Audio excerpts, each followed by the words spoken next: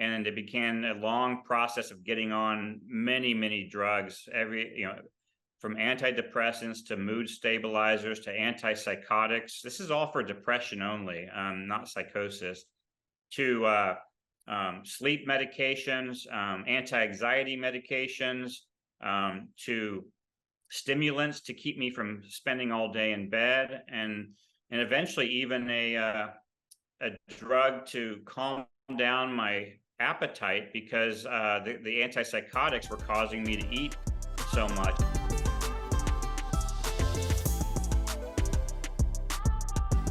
Welcome, Brad, to the Inside Addiction podcast. It's great to have you on the show. It's great to be here, Luke. Awesome. So to get us started, I just wonder if you could tell us a bit about your background kind of growing up and how that led into addiction. Yeah. I grew up in a family, a successful family in the Midwest here in the U.S. that was very perfectionistic.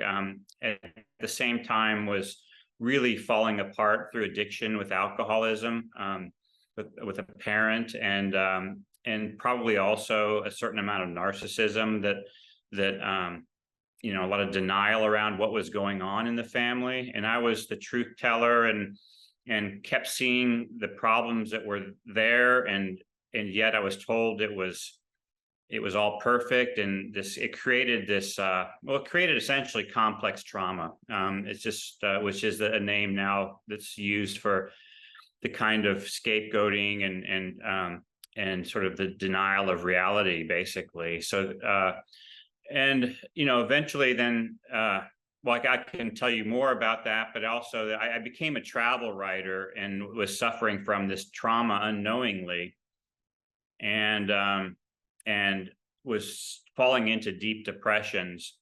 And that led to me seeing a psychiatrist at 24 and getting a misdiagnosis of bipolar disorder. And that began a whole journey through psychiatry, which I'm happy to tell you more about. Yeah, and just to rewind a bit to your childhood, what was that like growing up with an alcoholic parent and those narcissistic tendencies? I was the child that saw that it was happening and basically couldn't leave my father's side, and so everybody else split. My mom went off to meetings.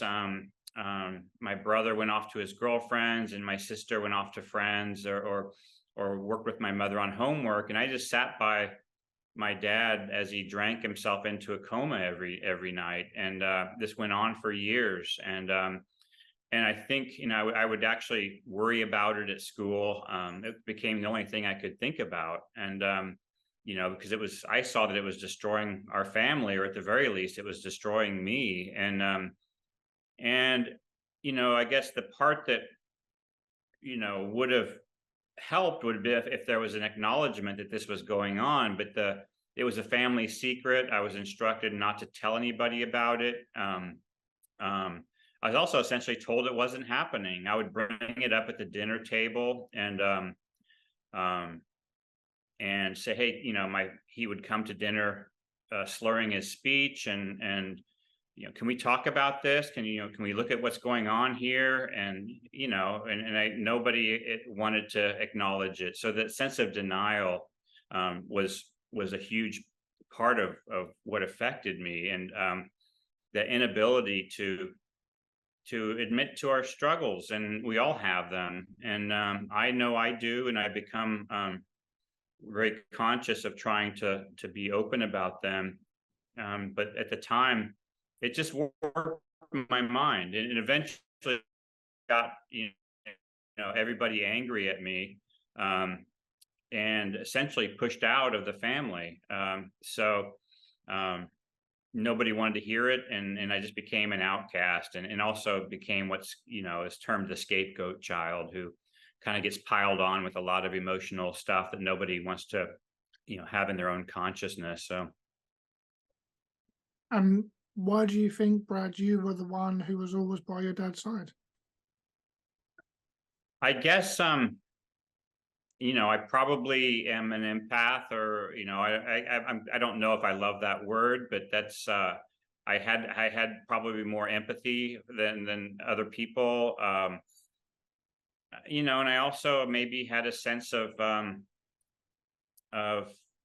just attachment or interest in truth and honesty, and I don't know why other people didn't. And my mother probably was didn't know what to do, and she went into her own denial and sought success and through nonprofit work and all that kind of stuff. And it just fell on me because of this. I was a feeler, I think, and I was open to carrying the burden in some way that was, um, it's a mixed bag. There's obviously great qualities in being the empath and being a truth teller, and there's also a shadow side of that.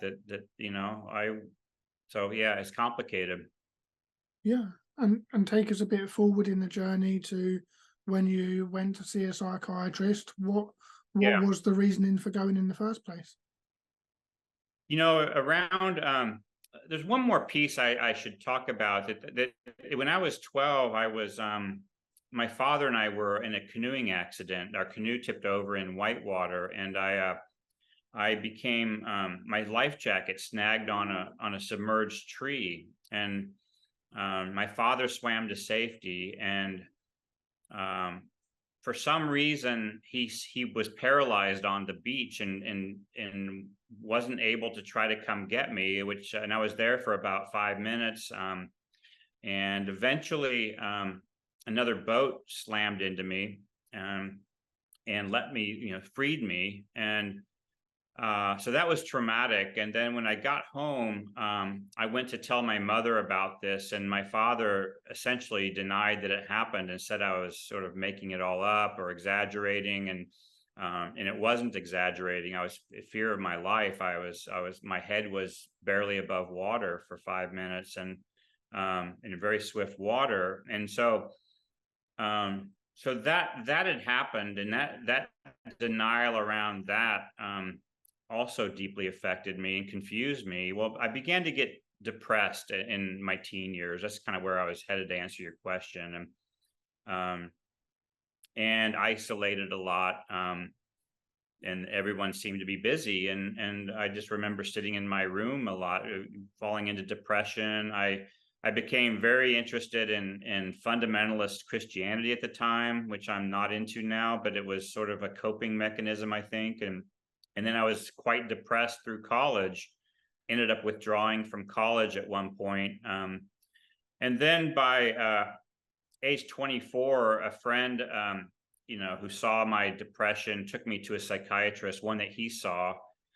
This friend was particularly excited about his own bipolar diagnosis, which at the time, this is back around 89. And, everything at that point in psychiatry was geared around medication and also kind of biochemical causes of these things, which of course is brain chemistry, but it's also, caused by trauma, and it's not just a genetic thing. So he took me to the psychiatrist. Well, I spent 45 minutes talking about my life. This psychiatrist turned out, I found later, to be a friend of my father's.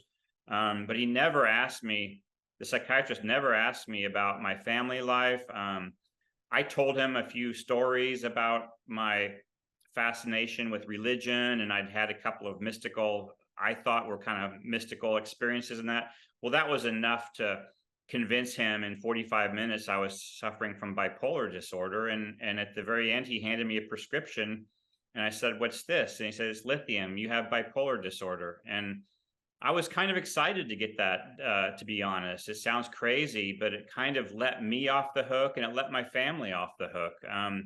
It wasn't it wasn't a result of anything, or my family was fine. At that point, I didn't really understand what had happened to me, and it was all just a faulty brain system. And I took that medication. I took it religiously, and then when it didn't work, I began a long journey of many years, 10 or 15 years of psychiatrists who accepted that definition just because I told them it was true. And it began a long process of getting on many, many drugs, from antidepressants to mood stabilizers to antipsychotics. This is all for depression only, not psychosis, to sleep medications, anti-anxiety medications, to stimulants to keep me from spending all day in bed, and eventually even a drug to calm down my appetite, because the antipsychotics were causing me to eat so much. I would wake up in the morning and devour like 10 bowls of cereal. And so I became a walking zombie. If I hadn't been on the stimulants, I would have just been in bed. And this went on for many years. It kind of ebbed and flowed a little bit. I was occasionally taking on an assignment that I would fail at, a writing assignment, or not do very well at. And eventually it just basically shut me down, and I hardly left my house. And I had a hard time reading. I was so fogged out. I had a hard time reading the magazines that I'd been on the cover of, a few years earlier. And at this time, when you were under the diagnosis of bipolar, trying all these different medications and trying to change how you feel, what were you doing for work? What were you doing in your day-to-day life, or were you at home? What was going on? Well, so again, I started out as a travel writer and an editor, and I was quite successful at it. I was writing for major magazines, including the New York Times and Wired and GQ and Travel and Leisure and all these places. And it just there was a slow going away of that lifestyle, that way of making a living, until by the time I was so numbed out, my doctor had advised me to go on disability because of both the depression and the drugs and the time. And so, a combination of my disability and my wife's income as an editor, we got by. But I was sort of living a lie, telling people I was on a book or something when I ran into them, and I was really just doing nothing. In fact, the medications had caused me to basically lose the ability to write, which had brought me so much joy and success. I would sort of rewrite the same paragraph over and over and over again, and just bang my head against the desk, not understanding.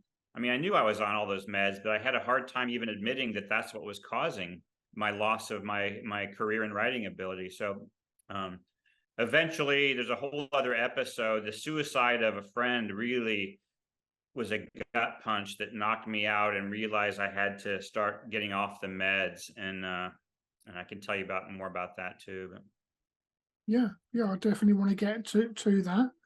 And as you were going through this part of your life where you were having all the different medications, what was your state then? Did you know why this was happening, or were you just trying different ones? What was it like being kind of in that part of your life, trying to navigate it and decide, do I go on this one, do I go on that one? Is it bipolar? yeah, What's happening? Like, how was that? well, it's interesting. In retrospect, there's so much. I have a lot of clarity around it. At the time, I was still fully believing this bipolar diagnosis, and I would even, one of the things about complex trauma and PTSD is it creates a really brutal inner critic, and sort of self-analyzing. And I would have a good day, a decent day, and I would go in and tell my doctor that I thought I was getting manic. And so it was that I had such a messed up sense of myself and of my moods. I'm fearful I'm going to get manic. I mean, I've never been manic in my life ever. But I was diagnosing myself, buying further and further into this diagnosis. And I would go in, and I'm just not doing well. I'd either be, further back into depression, or, and well, let's try this thing. There's evidence now that antipsychotics help with this. And so it just escalated until at one point, well, actually before the antipsychotics, he'd offered to do electroshock therapy, electroconvulsant therapy. And that just scared the shit out of me. And so I said, yeah, let's try these antipsychotics. And that was sort of the big blow. That was when I took Risperdal and Zyprexa, and there's another one, Seroquel. Um, that sent me from being semi-functional to really being a zombie. Um, and so it was, it was just, I was so fogged out. I couldn't feel my own feelings or my own heart. Um, I really just, I don't even, I see it when I use the word zombie, there's a certain, you know, it's not, I don't mean that in a flippant sense. I literally became Walking Dead, and just, my wife and I, barely, we spent our times in different rooms, and barely talked to each other. And it just got dark and dark, and I kept a shotgun in my closet, thinking that at some point I might need to use it. And I lost hope that my life would ever be better. I believed had a permanent condition, bipolar, that I would eventually carry into old age, and there was no hope, and these drugs were the only option. And I was seeing a therapist at the time, but it was sort of very dysfunctional therapy. He often fell asleep. I just got hooked up with it's really a story. I put too much faith in these people. And I think, circling back to my childhood, I think I longed for a father figure. And I found these men in white coats to be very comforting. They at least seemed like they were listening to me and had empathy. I don't know if they really did, but I was addicted to them as much as I was to the drugs, into this process of going in and confessing my sins to these fatherly figures, and handing my hands out and waiting for the communion of pills.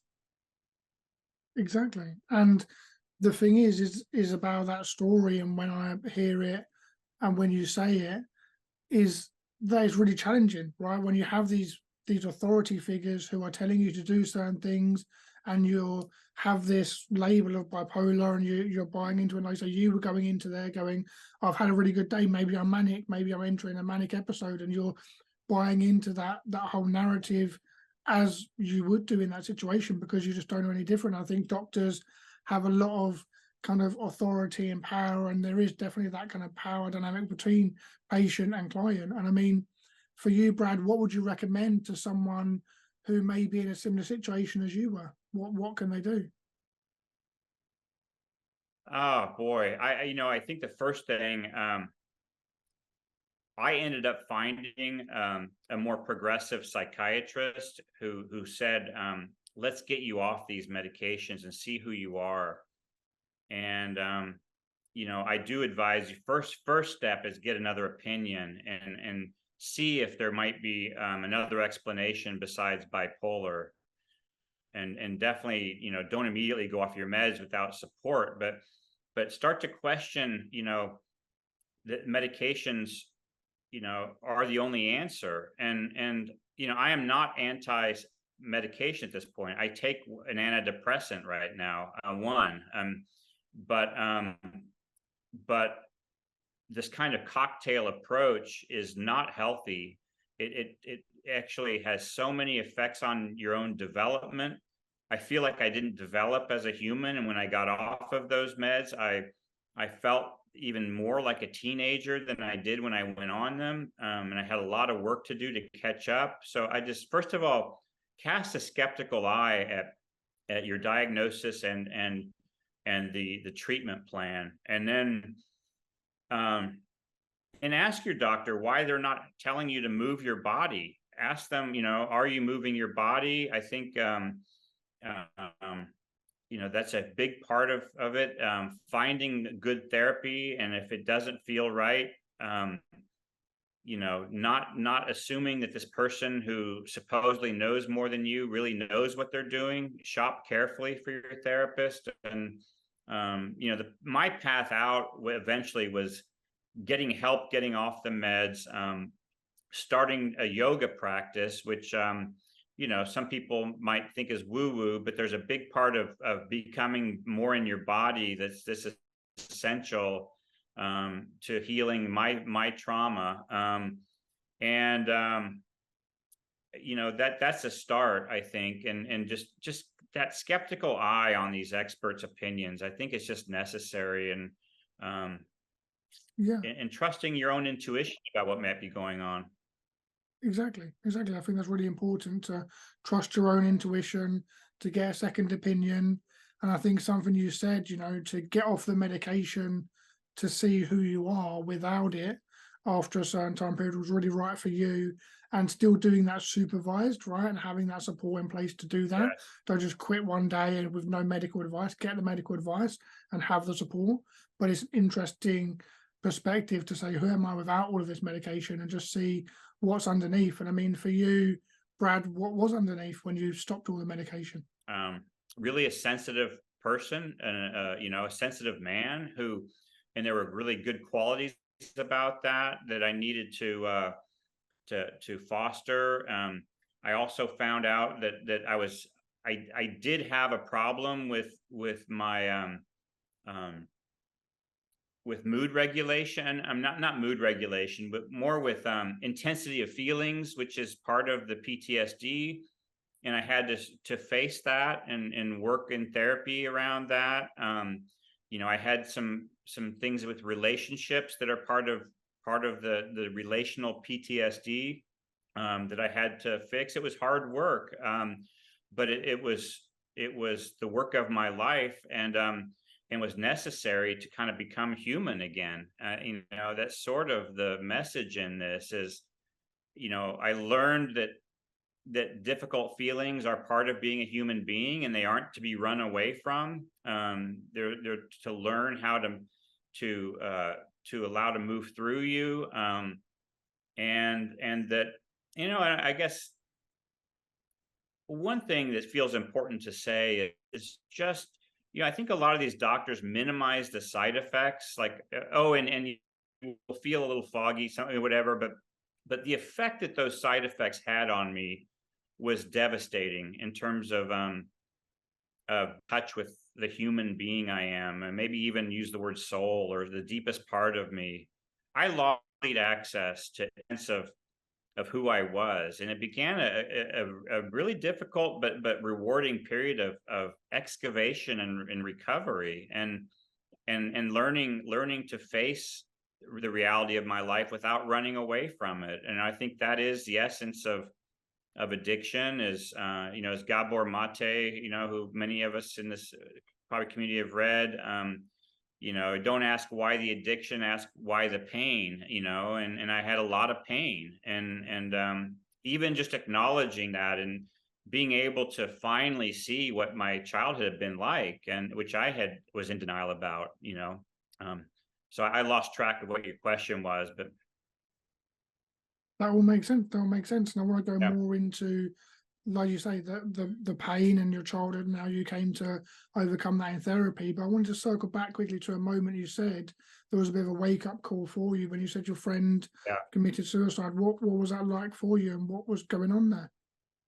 Yeah, I had a friend that had also been given a bipolar diagnosis, but the reality was he'd been sexually abused as a child by his own father or stepfather, and he was on a heavy cocktail of medications, almost identical to mine. Well, we became friends, and we became fascinated together with some of the writings of Carl Jung, and we would meet and have coffee and talk about these things. And one day he said that he was going to try to write a diary, to try to write his way out of his predicament. And he said if he didn't do it, he was probably going to, his words were, these drugs have killed me, basically. So I might as well just not be here. And I was so dysfunctional, so numbed out myself,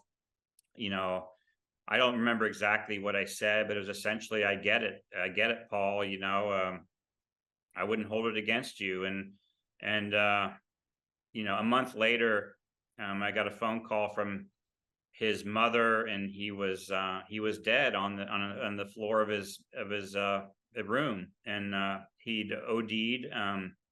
And as I sat with his body that day, um, there was a crime investigation because he was so young. It was a suicide. But so while the police are milling about and the coroner is there, I spent time with his body, and I realized then, maybe when I was putting him into the body bag, that it was I was going to end up like that. I was staring at myself on the floor if I didn't make some change. And I remember going home and lying down and taking a nap, and some wise part of me began to wake up. And I didn't know if I had the strength to get out of the situation, but I knew I had to. And that's when ultimately I ended up moving to a new town. I was divorced by then, and that's when I found a psychiatrist that said, let's get you off these things and figure out what's going on, figure out who you are. Yeah, yeah, But and without those that moment, I don't know. It was sort of it was truly a wake up call. just to see him lying there, like you say, almost a reflection of yourself and where you'd end up, you realise something needed to change, and that sort of drive and sort of wanting to see how things were different coincided with moving and finding the new psychiatrist, and you went on Mhm. this journey to like explore the pain and explore some of the past, and you found yoga and some other different things. I mean, what was that journey like of exploring and taking away the medication and seeing who you were? Like, what happened? It was the first stages of it were quite lonely. Again, I was single, alone, living in a small apartment, but I was really focused on healing, and I was reading everything I could about healing. I was also reading about Buddhism and yoga, and I just began to launch. I'm a writer, and I know that the hero's journey is something that is sort of a part of our psyche. And I kind of began to launch this hero's journey, not hero in the sense of Superman, but hero in the sense that I was going to go on a journey, and I was going to do this, and I was going to come out the other side. Um, and so I leaned on this good psychiatrist. I found a good therapist. This psychiatrist recommended I got a dog, and to have someone to love, and I just spent the next 3 or 4 years just working on myself. And then eventually, though, as I began to heal, I began to see that I needed community, that I was isolating too much. And at that point, yoga, one of the blessings that I got from yoga was I found a community of people who were in touch with themselves and their hearts and their pain. And that's why people go into a yoga studio usually, is maybe obviously some people go in just for the exercise, but a lot of people get into yoga because they are ready to face themselves. And I found a community of like-minded people there that were not afraid to talk about their suffering and pain. Were not afraid. Became very healing for me. And was probably, it's hard to put weight on what, they were all important, every single one of them. But that was sort of the final thing that allowed me to heal. And eventually I started traveling again, which was my passion. And there's a Yeah, whole sorry other to set of interrupt, stories. but you met 100-year-old yogi in a cave in India, is that right? Yes. Yeah. So what was that So like? Yeah, well, so I got very deep into the studies of yoga, and not yoga, for people who may not know, is not just exercises. In fact, that's sort of a westernized idea of yoga. It's really the meditation, and there's a lot of well, in India, um, still are in the mountains of northern India, yogis that live in caves. And I didn't really know how real that was. Well, when I got to India, I went as a group that was um, we went to this area of northern India where, you know, the famous American yogi teacher Ram Dass, who used to be Richard Alpert, had gone and met his guru in the 70s. Well, that guru is long gone, but we went to that. Just wanted to be there and check out where he had traveled. And well, while I was there, a friend told me that he was aware of a 100-year-old yogi.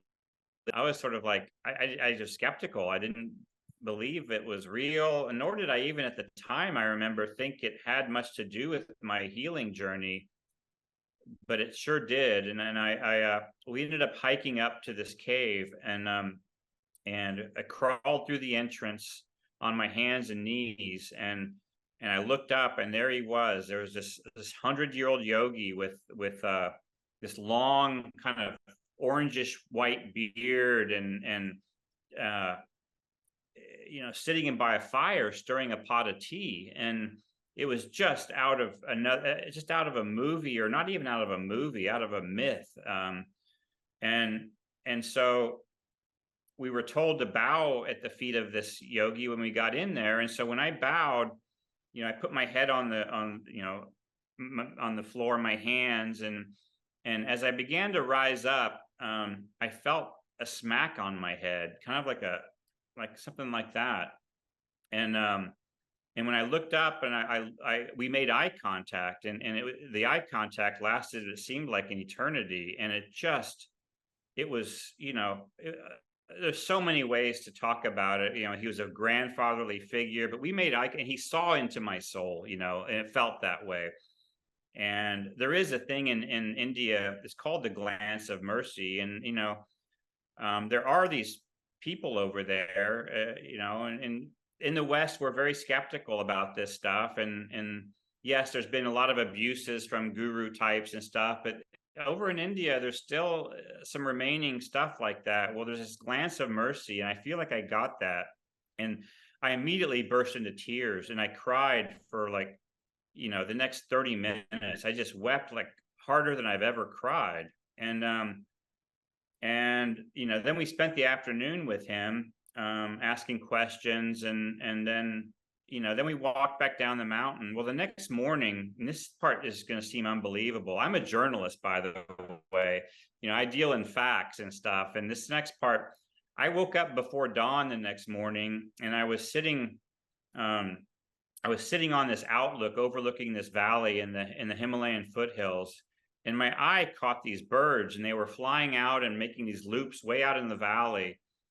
And I started to kind of fall into a trance, and I stood up to I was going to get some more tea, and I stumbled, and I realized I was really feeling weird. And I ended up walking down to where I had gone over there with my girlfriend at the time. And as I walked down the path to try to tell her what was going on, I passed a snake that wriggled, and the earth was moving behind the snake. And I truly thought someone had slipped me a hallucinogenic drug. And I trying to, did someone put something in my tea?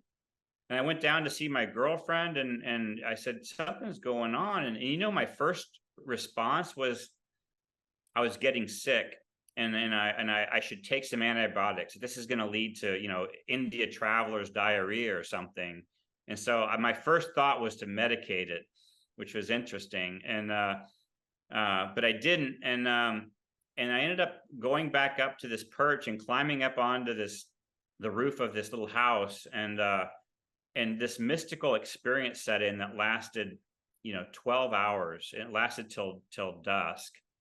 And I don't have an explanation for it. I live in two worlds. I live in a world of facts, and I also, you know, live in a world where I do think some mystical things can happen. And I don't know what it was. I mean, there's probably people out there that would tell me I had a dissociative experience, and I'm not interested in that explanation. I had a profound experience that I saw the core of who I was, and it wasn't a fucked up person. It wasn't a patient.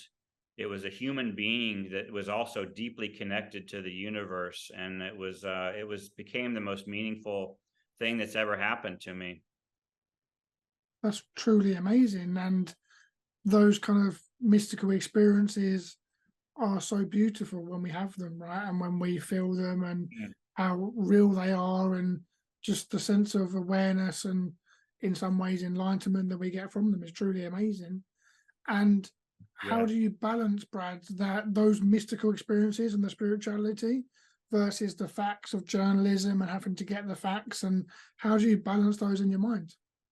Yeah, the older I get, the less either or thinking I do, and the more both and thinking I do. And the more, I welcome, I just don't believe that we humans, I think we're arrogant about how much we understand about the universe. I mean, I sometimes I sit on my deck and I'll watch these squirrels that are running around and below my deck, and I think they have no idea what what this all the ideas and things we have. Well, we have a finite brain, we do have a thinking brain, but why would we think we have full understanding and full access?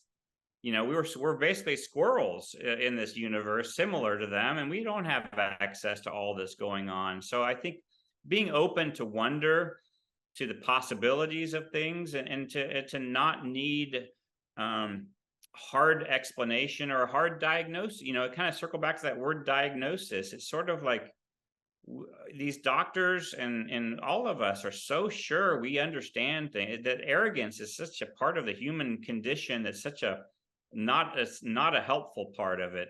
And so I just use both and thinking, and know a certain humility that I don't know all that's going on in this universe, and I can't. And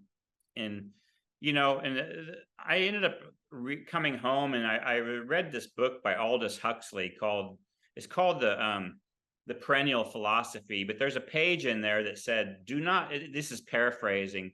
Do not waste your mystical experiences. And he was also a man of a deep thinking, fact-based, science-based, but also really open to mystery and mysticism. And that convinced me that this was something. No, I don't think I came back to being the person I am now. I mean, I still have my struggles. It didn't fix me, but I think what he's saying is those are really important. And don't waste it means keep it up in consciousness and keep writing about it, keep asking yourself what it's about, and it's become just something that's essential to who I am. And um yeah, and also I don't overrate it either, as it didn't bring me permanent enlightenment. It didn't help me with my relationship with my partner, girlfriend, and all that. It didn't fix my any financial troubles. It was a glimpse. So yeah. Yeah, I think it's really important to manage the balance between having those experiences and really feeling it and stepping into that kind of spiritual realm, and also being grounded and managing the balance, right? Just because you had that Yes. experience, like you say, doesn't mean all your debt was paid off, or your relationship was fixed, or you suddenly have £1 million in your bank, or any of that stuff, right? It's about No. managing the both, and like you say, it can be both of them. And one of the things you said as well was like diagnosis. I wonder, did you get undiagnosed with bipolar? Like, how did that work out to go from being misdiagnosed? How did you figure that out in the end?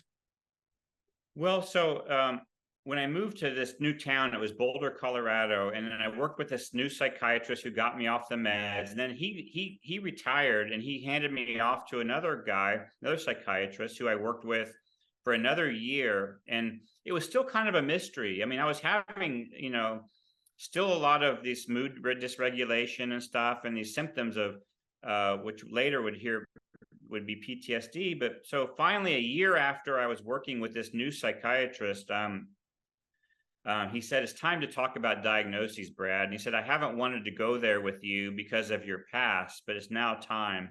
And so my gut is just like, I just clenched, and I was just sort of, oh my God, what's he going to say? And because I was so desperately wanting and trying to be human again, and I felt like all these diagnoses were minimizing. But this guy was an incredible man and psychiatrist, and he said, you have PTSD, and you have PTSD from your childhood. You have PTSD from the way you were treated by the medical industry.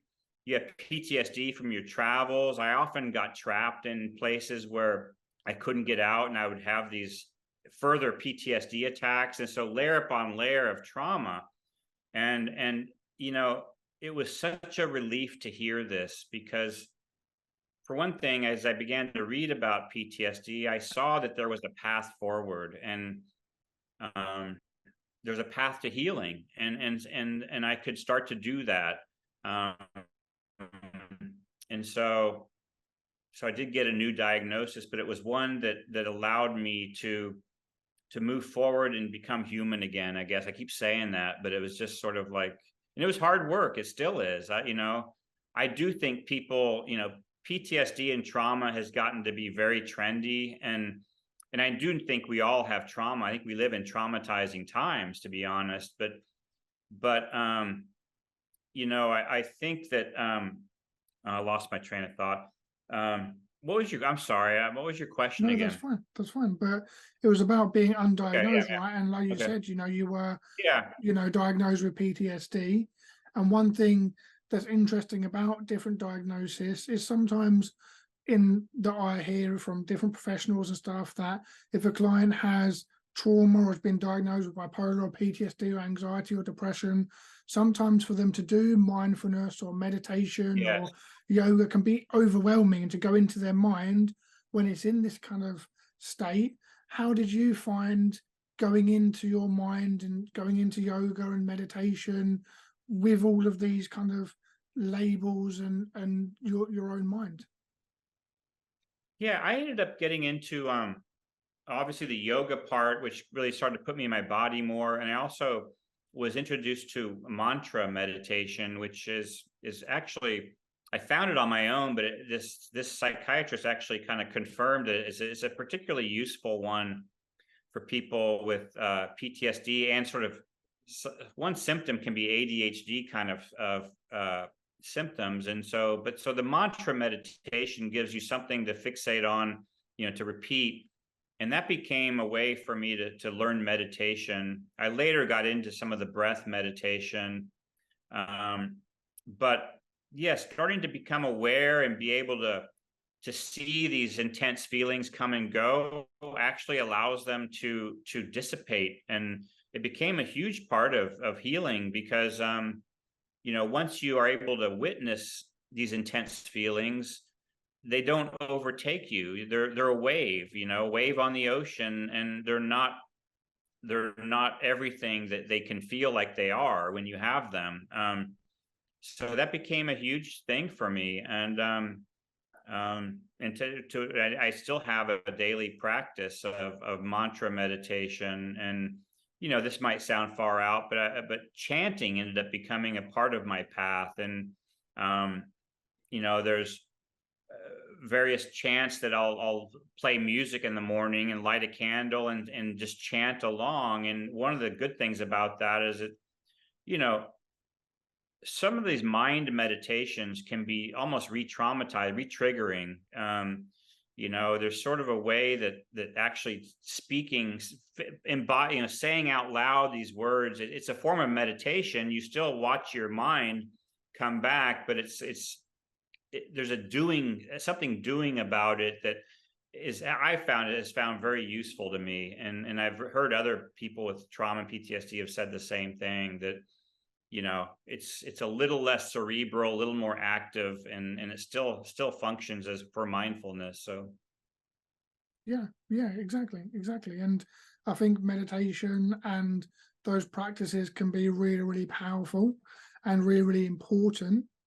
And as we come towards the end, although there's no rush for time, Brad, I wondered if there's any books you recommend for people that you've read along the journey. You seem like you've read a lot of different books. Of course, there's your book, which I'm happy for you to mention, for people to go and find.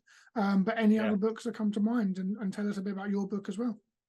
Yeah. So my book is called Into the Soul of the World, and it tells the story of my, rise in my career to become a successful writer, travel writer. Then it follows my descent into addiction with these psychiatric drugs, and then follows my path back out of that despair through all the different things. Dog love, therapy, community, all these things, and eventually travel, and eventually to the yogi in the cave, and through mindfulness too. So this is my memoir. It's called Into the Soul of the World: My Journey to Healing. And other books,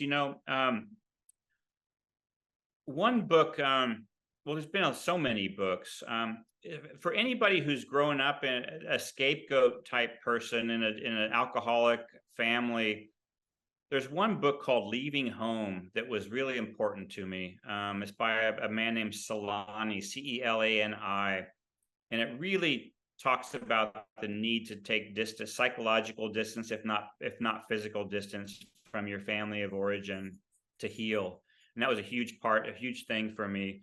There is a book, you might need to be interested in this kind of stuff. Oh, yeah, it's called Yoga and the Quest for True Self, and it's by a guy named Stephen Cope, who's a yogi, but also a psychologist, and it really talks about the path home to your true self, and using yoga, using mindfulness, and also Western psychology, because so that's another book. Gosh, there's so many books. I wish I'd obviously the big trauma book is The Body Knows the Score. I read that, but there's also other really good trauma books. And I'm looking around. Oh, The Road Less Traveled by Scott Peck is just such a solid book, just to reorient yourself to living in a life of honesty with yourself, and so that's a great book. Yeah, I've read that one. That one is unbelievable. The Road Less Traveled.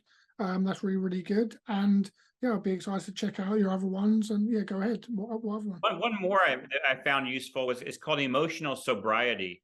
Okay. And it's by Tian.